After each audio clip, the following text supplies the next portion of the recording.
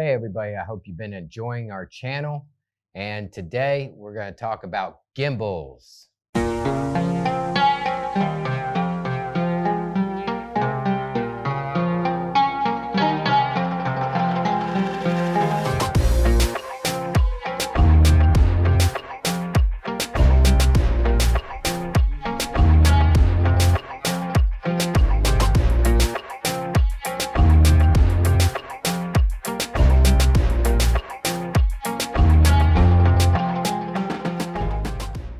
One of the biggest questions you get as soon as you get a gimbal is how to balance it. And I highly recommend you read your instruction manuals to see the proper balancing techniques. I saw a few questions on YouTube saying that people could not get their gimbal to do inception mode, that's the 360 turn. And that's because the gimbal was not properly balanced. I've made this mistake myself. First got it right out of the box, wanted to play with it, threw the manual to the side and was like, yeah, I can figure it out. And it's worth the effort to take the time to look at the instructions. But if you're lazy people like myself and you just want to figure it out or watch a YouTube video, then I'm going to show you how to proper balance this gimbal first. So the first thing you want to do is you want to lock everything, right? So you have lock on the front, lock on the side, lock on the top. So everything is locked. Make sure your gimbal is powered off. Do not have your gimbal powered on, okay? So we're going to start at the top, the tilt, okay? At the tilt, we're going to unlock. Let it free flow, okay? So the first thing we're going to do is we're going to point the camera straight up. We're going to point the lens straight up and let it sit. If it falls down towards the base, that means you need to shift your weight downward. If it falls back and backwards, you need to shift your weight upward, okay? That's how you properly balance that.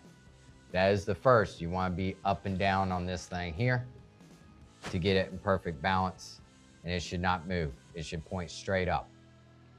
Now the next thing you want to do is you want to point it straight out and let it sit there, okay? If it falls to the front of the lens, you want to take your quick release sliding here and slide back. If it falls backwards, you want to slide it forward, and then you want to be balanced. So you want to be balanced both lens sitting straight up and sit perfectly straight out, okay? Once you balance that, the next thing you want to do is you want to balance your pivot here or your second axis. So you lock your first axis, you lock your tilt, and then you unlock here and you tilt your camera like so. And then you go back the other way like so. And if it sits there, it's in balance. I've already balanced this off, so I'm not gonna really adjust it too much. But you'll be able to figure it out, you know. If it falls this way, then you need to go up a little bit. If it falls the other way, you need to go down. Real simple. It should sit there perfectly balanced in either position. And then your straight on position, you wanna make sure it sits there straight and level, okay? After that, you lock everything. And then you unlock your pan here. This is the tricky part. This is where inception mode or the 360 mode comes into effect. You want to take this onto the side of a table, press it flat, and let it go, okay? Then you want to tilt the lens to the side, like so. And you want it to sit there. If it moves, then you need to adjust the front and back of your gimbal. This has already been balanced, obviously, for this camera, so it's perfect. So gentle sliding back and forward on this will give you the proper balance for that, okay? So next we're gonna turn this thing on and we're gonna look at some of the features and settings right off the bat. Before turning your device on, You want to make sure everything is unlocked. You want to be completely free-flowing in all directions. Then hit your power button.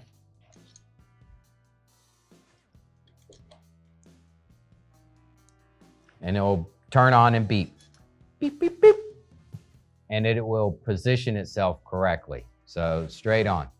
Another little handy feature here is if you double tap this button in front, it'll reposition the gimbal to the perfect position.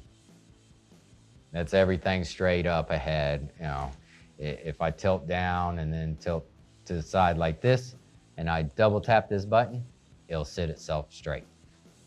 Okay? So the first feature I want to talk about is the best feature, is the lock mode. Okay? Lock mode does not really lock anything. What lock mode means is that the camera lens is always going to point in the same direction, no matter which way I turn. I take this joystick, full 360, and the lens is always going to point in the same direction. Up, down, back, forward. That's your lock position. It's locking the lens in one direction. That's what that means. Next is going to be our pan. Our pan function means that as we move the joystick, the lens will move with the joystick.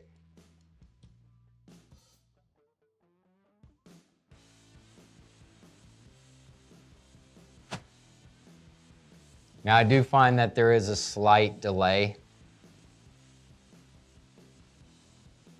in panning. Something you'll have to get used to.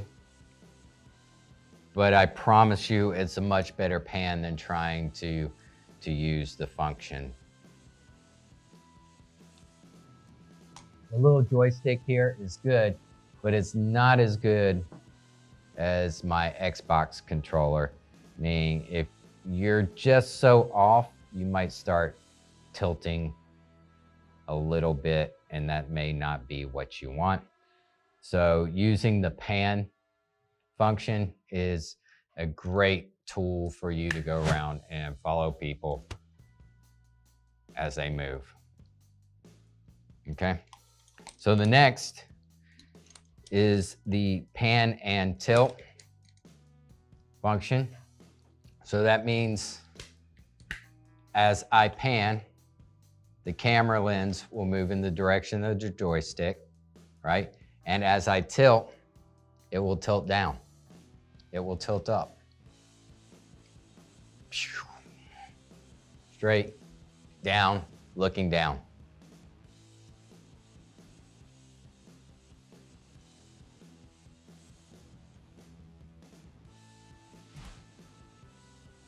Looking up. Really follows the joystick wherever it goes. The lens follows the joystick at that point. That's much different than your lock mode, where when I move the joystick to its side, the camera lens points straight out. It really follows the joystick with every movement. All right? Your next mode, it also follows the joystick with any movement you want to make.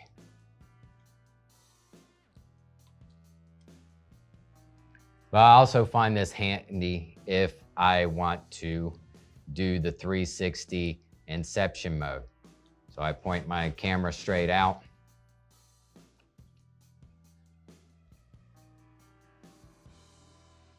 Infinite inception mode, like so.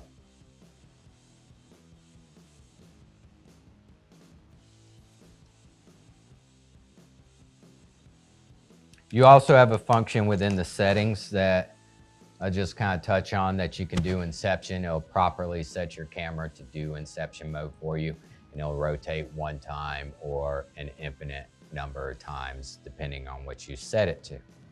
Okay. So that's it for the main functions without diving too deep into the settings. And there are other things, calibration, low capacity calibration, things like that. Time lapse, you know, if you want to set your camera to a time lapse and take the sky over a period of time, you can set that out. I've not played with that a whole lot. I'll be honest, I will play with that in the future, but that's not for this video. For this video, the second thing I want to talk about is the little wand that you get, the wireless wand here that connects perfectly with this guy. Again, double click the button on the front, repositions the default position for the gimbal. Then one of the coolest things that I love about this is the fact you hit your button there in the front, and now I've got full operation of my gimbal.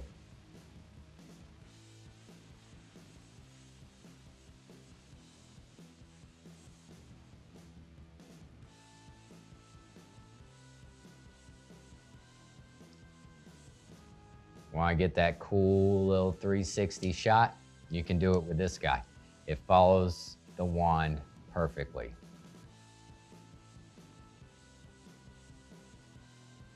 Now you can set this to different modes also. One being that you can hold the button down, this little button here on the side. And once you hold that down, it goes into AFK2 mode.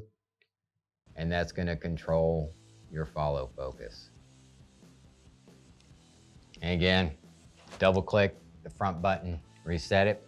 Another cool thing is you can hook up some kind of wireless interface here, especially these Blackmagic cameras, HDMI input, put you a little wireless deal there, put you a little wireless, this is a small HD monitor, put a little wireless doodad here to your HMI there, and then you can wirelessly operate this camera with being apart from the camera itself. Different ways, the joystick here, you can use this rotating knob here and different functions, and then you can use the magic Harry Potter wand or Gandalf, whatever wizard fantasy that you really like, World of Warcraft, your favorite MMO.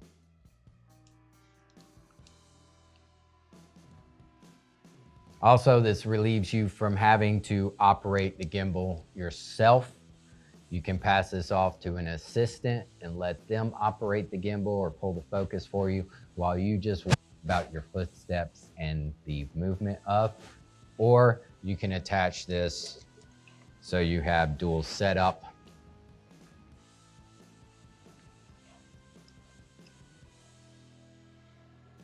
And now I have multi-functions. I have my follow focus up here and everything else here. Go into lock mode. Pan from one side to the next.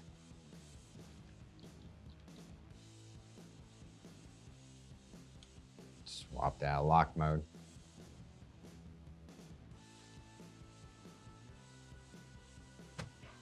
And there you go.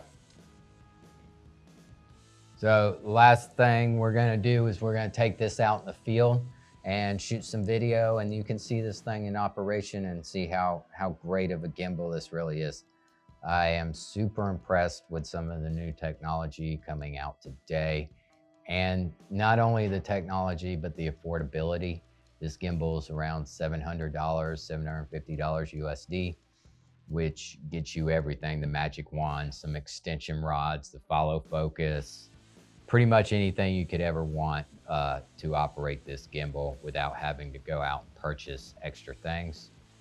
There is a double handle set up out there. I do not have that as of yet. One day I look at purchasing something like that. If you want to hold it like this and can control with the joystick here, you're able to do something like that, but I've not purchased that yet. And also, one more thing, check out my videos on using this with a Steadicam. That's a pretty cool little addition that you can put it on the arm, so it takes a lot of the weight off you operating this. So let's watch the footage from the things that we shot from the Feiyutech AK4500.